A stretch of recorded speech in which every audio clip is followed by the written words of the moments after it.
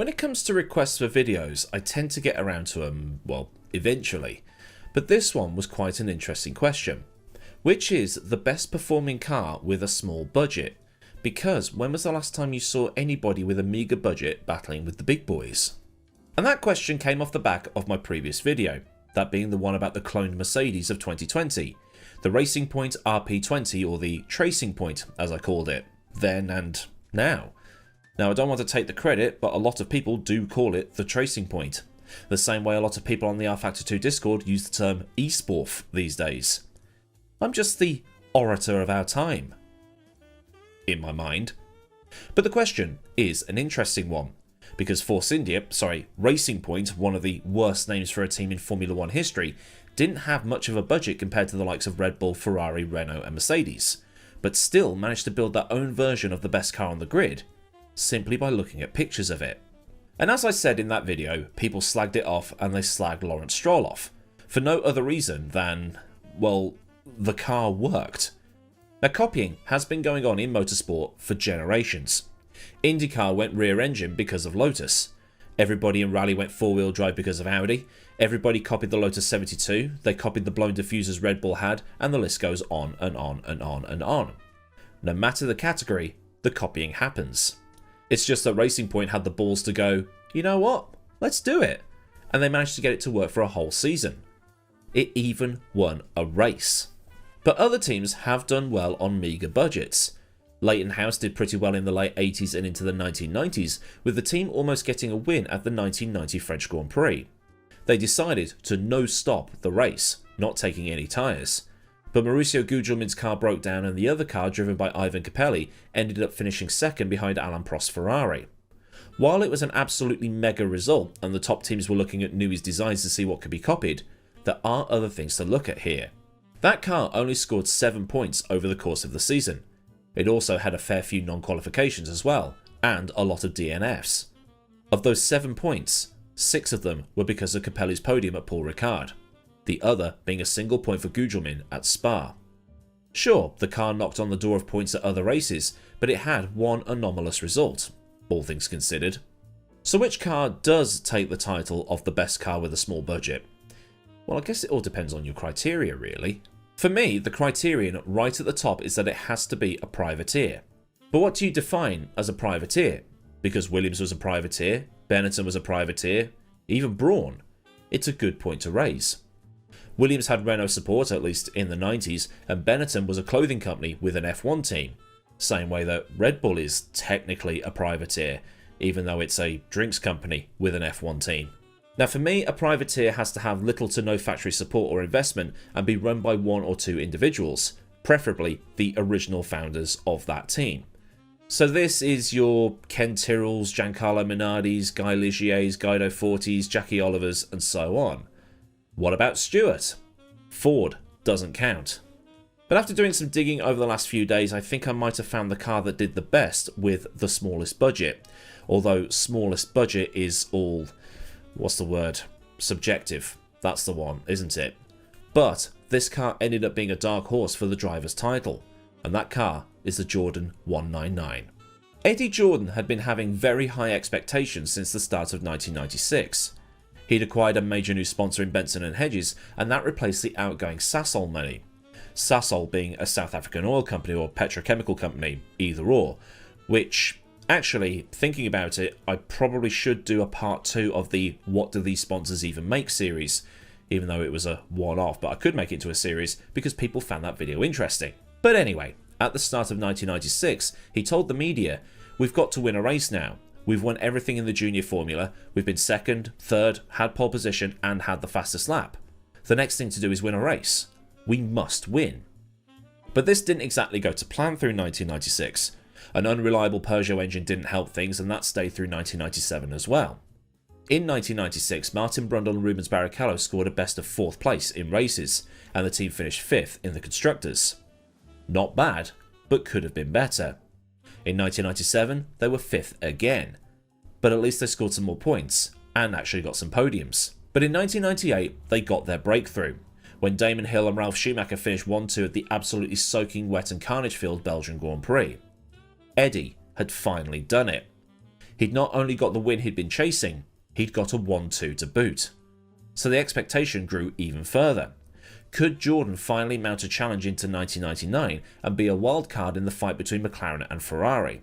A fight that was looking to step up another gear after Schumacher lost the championship at the final round for the second year in a row. As it was, well, yes, and it could have actually been even better when you think about it. After the British Grand Prix, the Jordan 198 received some substantial upgrades. The team hadn't scored until Silverstone, and then the updates came, that led to a strong showing in the second half of the season, along with that 1-2 that people only disliked because Ralph didn't win. At the same time, longtime Jordan designer Gary Anderson had left and been replaced with Mike Gascoigne, whose first job when he entered the Silverstone office was to get to work on the 1999 car. With the 1999 car, other people in the team had an input on where things were going to go, while Anderson tended to do everything himself. Gascoigne told Motorsport magazine in 2004 that the process was interesting and he'd rearranged the drawing office to get his work done. He also spent a lot more time in the wind tunnel. He later described the 1999 car as being mechanically the same as 1998, just with a new aero package dropped on top of it. A bit like the IR18 to the DW12. While most teams in this era brought revised versions of the previous year's car into the next year, the 199 was distinctly different to the 198. And not because of livery changes or anything like that, although the livery did get an update.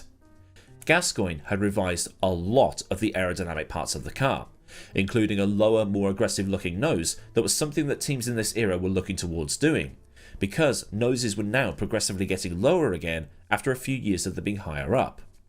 This was an aerodynamic choice as well as a regulation one, and it would be a regulation one later on down the line. The 198 features a Williams-style high nose, while the 199 has something more like, I don't know, a finger? It rounds off more towards the end and looks pointier, more aggressive, and also looks a bit longer, although that might just be an illusion. The long story short of it all is that Charlie Whiting and the rest of the FIA were worried that in the event of a T-bone accident, the high nose was going to catch on a side pod and either vault the driver up and over the other car or straight into the other driver's head. That's why they started getting lower again. Other changes were made to the engine cover, with it having a much more conventional design to it, similar to the one used by most of the other teams, and a triangular airbox was fitted instead of a rounded one. Underneath that engine cover was a new Mugen engine that was lighter, smaller, and had a lower centre of gravity compared to 1998. And moving back, there was a rear wing assembly that I think only Jordan had in 1999. From the rear of the side pods, the 199 and, well, actually the 198 for that matter, could have these... I don't know what to call them, but they made the rear wing assembly look like it had been lifted from a de Havilland Vampire from the 1950s. Some pictures you'll see the car have it, and some they won't. Why they went with that design, I don't know, but I think it's the same design the car has on the F1 Challenge game. And now, having loaded up the 1999 Formula 1 mod for R-Factor, I can actually see why they did this. It's a high downforce wing. Well, it was on the 199 anyway. Because in 1998, this de Havilland Vampire style setup was used on the medium and high downforce specs of the rear wing. At least, that's how the R-Factor mod has them set up, because you can have different downforce specs for different tracks, which is pretty cool, and the model changes appropriately. I would put both cars on the grid for the purposes of showing you the differences between the noses and everything else, but the 1998 mod keeps crashing the game. So that's good, isn't it? Either way, this is what it's based off. I think you can see it here on this picture of a de Havilland Vampire. From what I gather, the plane was designed in this manner because it could do several things. Save weight, improve rigidity, and improve stability as well. This being the early days of jet fighters, they didn't quite know what they were doing yet, and the technology with the actual engines wasn't quite there either, so reducing vibrations, that's a good thing. So maybe Jordan took some inspiration for all of that from this particular plane. And with these long fins coming off the back end of the side pods, it could be to direct more air to that rear wing assembly and generate the extra downforce they wanted. But that's just a theory, because I'm not an aerodynamicist, nor is there any proper information on why they went along this route. If anybody knows exactly why they decided to go with this, do let me know in the comments. But like mentioned, I am certain that Jordan was the only team with this sort of setup. Jordan also had a new driver in Heinz Harald Frentzen. It was an effective swap with Ralf Schumacher because Ralf Schumacher had gone to Williams, and out of Williams had come Frentzen, So yeah, it was a swap. But in the other car remained the 1996 world champion, Damon Hill. Frentzen was a hotly touted driver, but he never really fit in at Williams. He won just one race in the 2 seasons he was there, with one of those seasons being the 1997 season where Williams won the Drivers' and Constructors' double. So going to somewhere where the atmosphere was a bit more relaxed and easygoing might have played to his strengths, as he'd done quite well at Sauber prior to going to Williams. But one driver was about to have a season that would go down in history, while the other had a season to forget. Probably because he was done with the sport and, well, just didn't want to be there anymore. And the car seemed to have some initial pace when they went to Melbourne for the season opener, and the team came close to winning the Grand Prix as well. Frentzen qualified 5th with Hill down in 9th, which was actually expected from a team like Jordan in those days. At the start, Hill made an absolutely brilliant getaway and made up 3 places in the opening couple of corners, only to be spun by Jarno Trulli's Prost under braking for turn 3. The 2 McLarens dropped out, Schumacher had to claw his way back after stalling on the grid, but Eddie Irvine held on to take his first career win instead, the Ferrari crew beating the Jordan crew in the pit stops. At the second round in Brazil, the Jordans were 7th and 8th, with Hill in front of his new teammate. Frentzen got off the line well, while Hill was once again in a lap 1 collision. Although this time, it was his fault, as he clanged into Alex Wurtz's Benetton at the first corner. Frentzen meanwhile continued to make progress up the field, eventually finishing 3rd behind race winner Hakkinen and the Michael in 2nd. Frentzen was now 3rd in the championship, equal on points with Hakkinen, and Jordan were 2nd in the Constructors.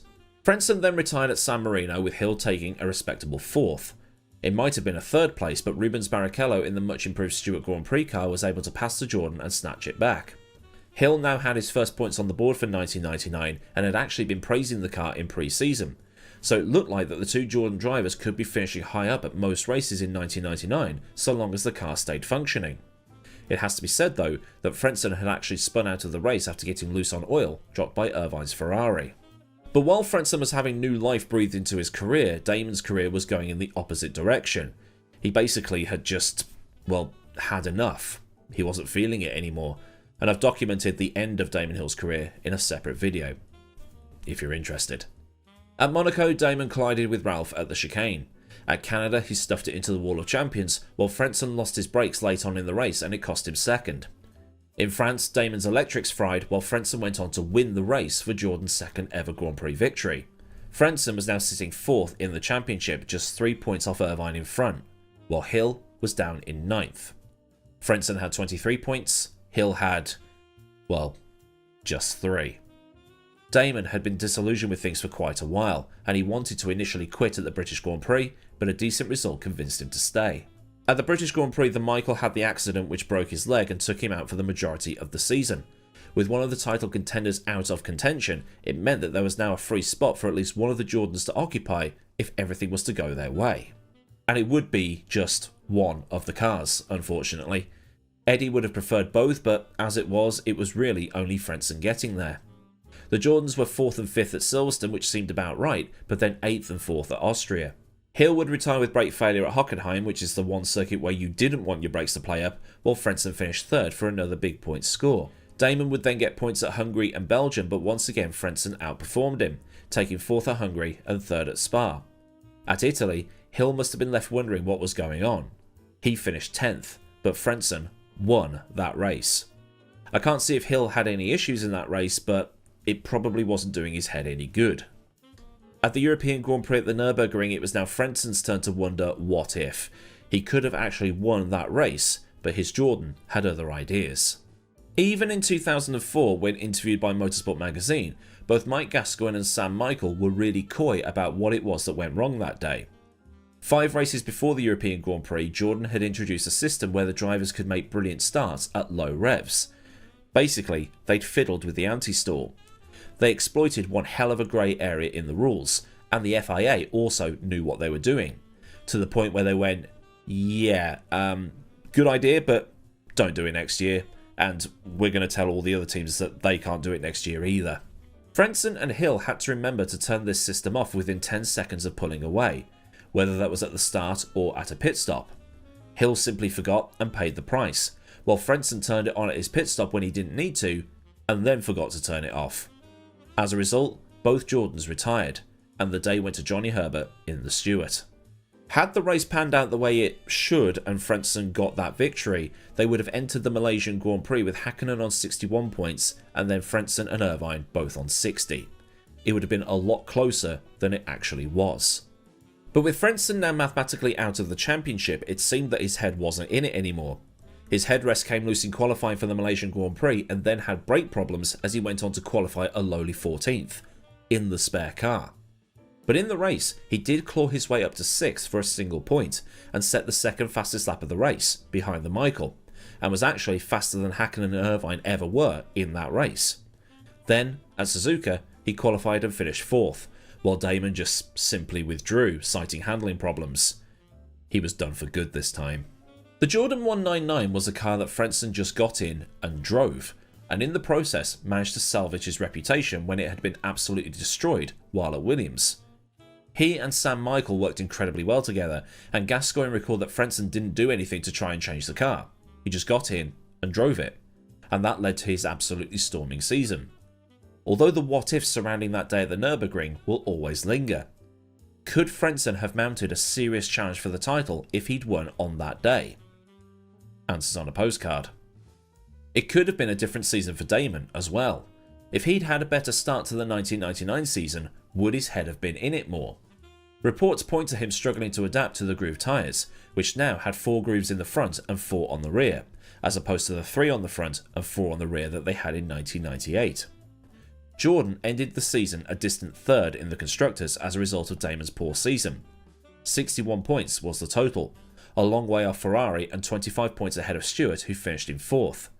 With some better results from Damon, that total could have likely increased. But it's all what ifs. But considering Stewart had all that Ford money, Jordan doing what they did was still very good. But of those 61 points, 54 of those were Frentzen's. Ouch. So to be within arm's reach of a championship without big budgets and manufacturer investment, the Jordan 199 does have a chance of being the best car with the lowest budget. But I'm sure someone will at some point say, but what about Brawn? Most of the heavy lifting on that car was already done by Honda, so I don't think it counts. Okay, sure, Jordan was helped out by the injury that Schumacher had at Silverstone, but the car was good enough to be there to take advantage when it did happen. But like I said, it's all what ifs, and as Murray Walker once said, F1 is just if backwards. But yeah, I'd like to know what you think down in the comments. You might need a pretty big postcard for this one. So then, a look at the Jordan 199, a car that could lay claim to be the best car built on a small budget, at least compared to the likes of Ferrari, McLaren and so on.